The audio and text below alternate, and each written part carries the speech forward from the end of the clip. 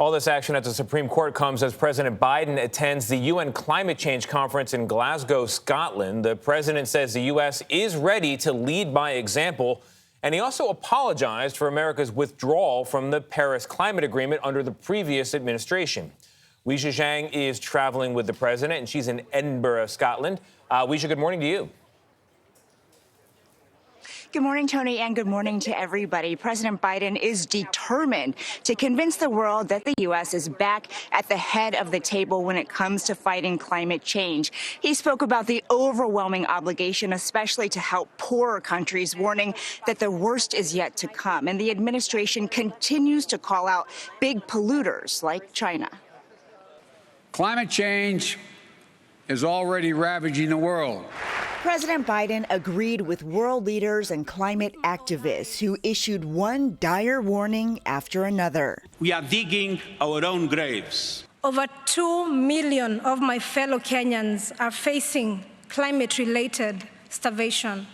Delegations from almost 200 countries are attending the COP26 summit, eager to build on the 2015 Paris Climate Accord that set a goal of zeroing out global carbon emissions by 2050. I do apologize for the fact the United States in the last administration pulled out of the Paris Accords and put us sort of behind the 8 ball. Other countries like China and Russia have rejected the mid-century target, even though they are major contributors to pollution. White House National Climate Advisor Gina McCarthy, who spoke with CBS News after a climate town hall in Glasgow, acknowledged that pushing Beijing may require tougher tools. I have faith that China will come around, but we know that their goals right now aren't sufficient to be able to address their challenges. Is diplomacy enough? No, probably not.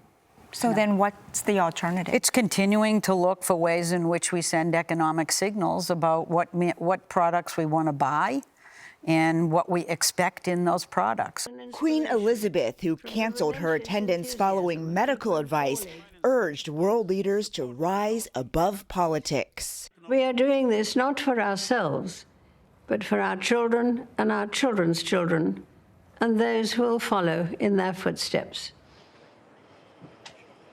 Despite all the promises that President Biden is making here in Scotland, now that his own climate agenda back home is in trouble once again, as you guys were talking about with Major, some experts are skeptical that the U.S. can even honor its own commitments. Those are some tough questions the president will surely face during his press conference tonight. Gayle? All right. Everyone's looking to him for the answers. Thank you, Weijia, very much.